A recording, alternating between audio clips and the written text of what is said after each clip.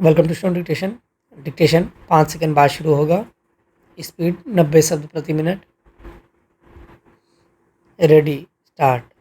इसमें कोई दो राय नहीं कि संसद में सीटों की संख्या में बढ़ोतरी समय की ज़रूरत हो सकती है और निर्धारित प्रक्रिया के तहत इसमें बदलाव हो सकते हैं, मगर इस वर्ष परिसीमन की कवायद को लेकर कई सवाल उभरते दिख रहे हैं। खासतौर पर दक्षिण भारत के राज्यों की ओर से यह आशंका जताई जा रही है कि परिसीमन के ताज़ा प्रस्ताव के तहत जो प्रारूप सामने आया है, अगर वह अमल में आया तो यह व्यापक स्तर पर भेदभाव का कारण बनेगा। हालांकि इस तरह के कदम उठाने से पहले देश भर में सर्वसम्मति कायम करने की अपेक्षा की जाती है, ताकि राज्यों के बीच मतभेद न उपजे। लेकिन परिसीमन को लेकर केंद्र सरकार की पहल के बाद तमिलनाडु में जिस तरह का विरोध उभर रहा है, उससे कई सवाल उठे हैं। गौरतलब है कि तमिलनाडु के मुख्यमंत्री M.K. स्टालिन ने गुरुवार को केंद्र के प्रस्तावित परिसीमन की कवायद के खिलाफ विरोध को तेज करते हुए इससे संबंधित विधेयक की प्रति जलाकर और काला झंडा दिखाकर पूरे राज्य में आंदोलन की शुरुआत कर दी।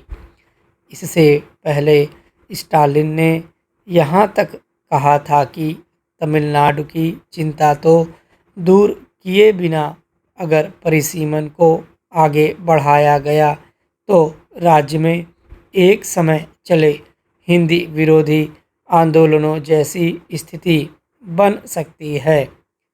निश्चित रूप से एक संवेदनशील मुद्दे पर देश के अलग अलग राज्यों में इस स्तर के मतभेद पैदा नहीं होने चाहिए थे और इससे जुड़ी चिंताओं का समाधान वक्त की ज़रूरत है।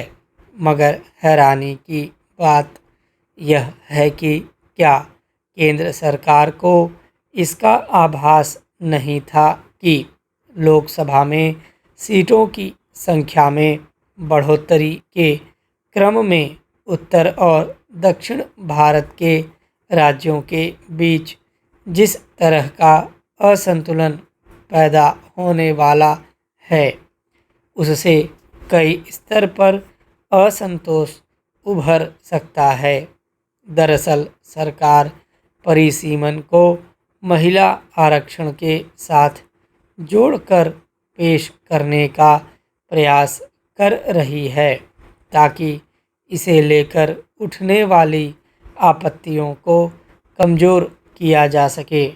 मगर विपक्षी दलों की ओर से ऐसे सवाल उठाए जा रहे हैं कि राष्ट्रीय स्तर पर अलग अलग राज्यों में लोकसभा की सीटों में बढ़ोतरी संसद के समीकरण में वैसे राज्यों को मजबूत स्थिति में खड़ा करेगा जहां भारतीय जनता पार्टी ताकतवर है। इसके अलावा सीटों के फिर से बंटवारे के क्रम में जो नया समीकरण बनेगा, उसमें दक्षिण भारत के राज्यों के प्रतिनिधित्व और अधिकारों में काफ़ी कमी आने की आशंका जताई जा रही है। दूसरी ओर उत्तर प्रदेश और बिहार जैसे कई राज्यों की नुमाइंदगी में काफ़ी बढ़ोतरी हो जाएगी। शायद यही वजह है कि तमिलनाडु में इस मसले पर व्यापक असंतोष उभर रहा है। तेलंगाना, कर्नाटक और केरल आदि राज्यों में भी परिसीमन में आबादी के आधार पर लोकसभा की सीटों में वृद्धि होने पर तीखे सवाल उठाए जा रहे हैं कि क्या दक्षिण भारतीय राज्यों को परिवार नियोजन को लेकर बेहतर प्रदर्शन का खामियाजा उठाना पड़ रहा है। अंदाज़ा इससे लगाया जा सकता है कि स्टालिन ने परिसीमन संशोधन को दक्षिणी राज्यों के खिलाफ और देश की प्रगति में योगदान देने की सजा तक कहा है। सवाल है कि इतने संवेदनशील मुद्दे पर केंद्र सरकार को सभी राज्यों को विश्वास में लेने की ज़रूरत क्यों महसूस नहीं हुई।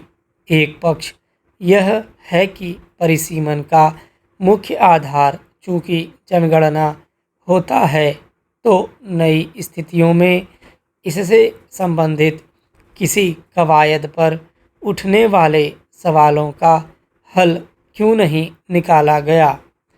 कोशिश इस बात की होनी चाहिए कि अगर परिसीमन की प्रक्रिया आगे बढ़ती है तो इस मसले पर उभरने वाली आपत्तियों पर गौर किया जाए और सभी राज्यों के बीच सहमति कायम की जाए। स्टॉप।